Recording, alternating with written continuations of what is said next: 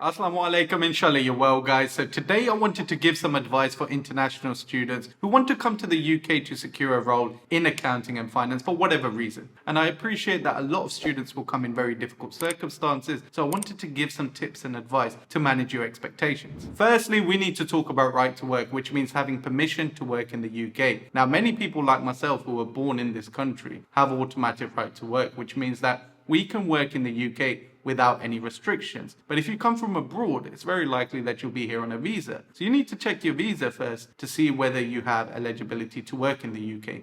As an example, guys, if you arrive on a visitor visa, you don't have eligibility to work in the UK.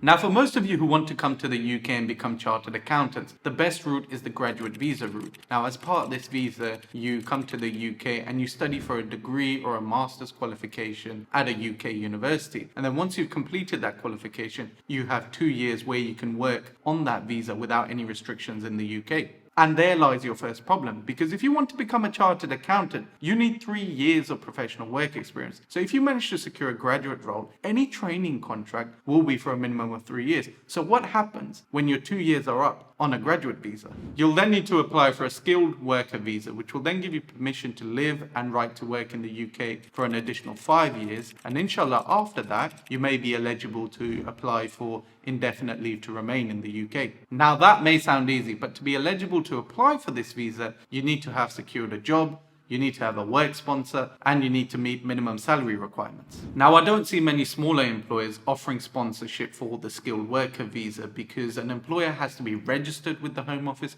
which costs an application fee. And I don't see many one-office organizations sponsoring an international applicant when they could hire someone who already has right to work in the UK. But all isn't lost, because I went away and did some brief research on the top 6 accountancy firm websites. So that's PwC, KPMG, EY, Deloitte, BDO, and Grant Thornton, and all of these firms stated that they do offer visa sponsorships for their graduate roles to an extent. For example, PwC say that they have a limit on the number of skilled worker visas that they can sponsor each year, so it's best to apply early.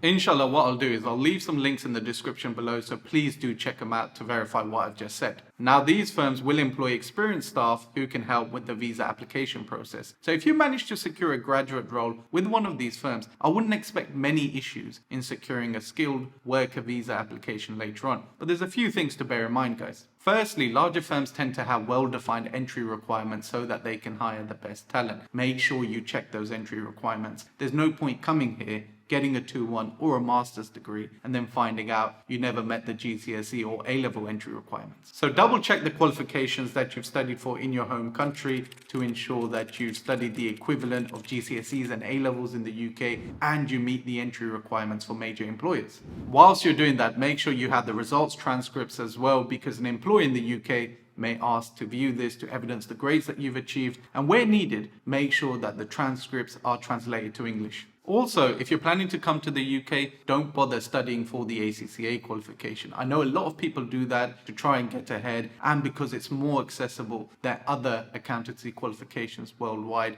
but you don't need to do that. Yes, it's okay to self-study a few exams to get an idea of whether accounting and finance is right for you, but don't go ahead and study for all the exams and become an exam qualified accountant before you even come to the UK.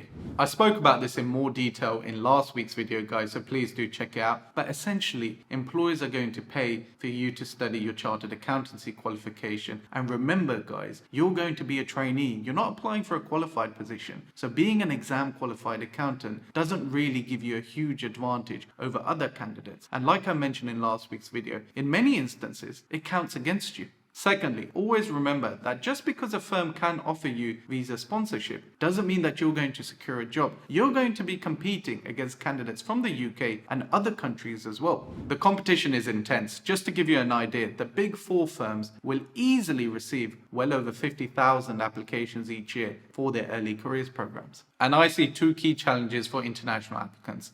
The first is spoken English and the second is cultural fit. As an example, you may get to the assessment center stage of an application process where it's very likely that you'll have to do a group exercise. Whilst working on the group exercise, you may be the only international applicant. Everyone else in the group may be born and raised here in the UK, so the way you think, your culture, your background will be completely different. So that may make you stand out. So inshallah, when you come to the UK, within reason, embrace the culture as much as possible. Try and create as many opportunities that you can take advantage of. Obviously, guys, focus on the good bits of the culture, don't embrace the bad bits. I'm going to give a very general stereotype here, guys, but obviously when Pakistanis and Indians can come over, we may have a tendency to hang around with each other, which is absolutely fine. Good to do that within reason, but also go and interact with people from other cultures, other ethnicities, other backgrounds, because that will help you develop a well-rounded character.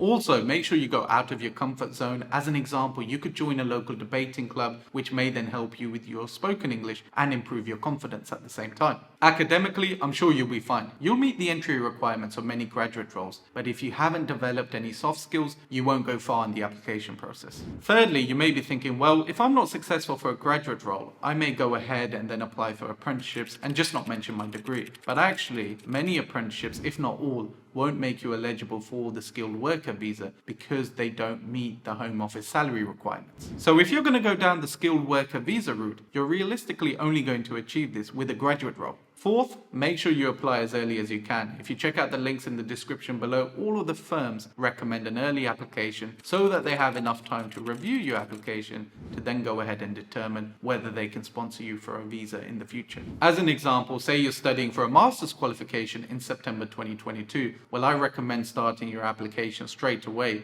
because in many instances, large employers will recruit for the graduate intake a year in advance. Finally, make sure that you apply for the right role. Again, if you check out the links in the description below, many employers have stated that there are certain graduate roles which aren't eligible for visa sponsorship. Typically, larger firms will only let you apply to one scheme at a time, and if you're unsuccessful, it's very likely that you can't apply again for at least another 6 months. So you don't want to waste your one chance at each firm. Before I go, guys, I just want to make it clear, I'm not a qualified immigration expert. I've never claimed to be one. This video isn't formal advice. If you need any advice, go and speak to an appropriately qualified expert. But as always, guys, if you have any questions or queries, please feel free to comment below or message me on Instagram.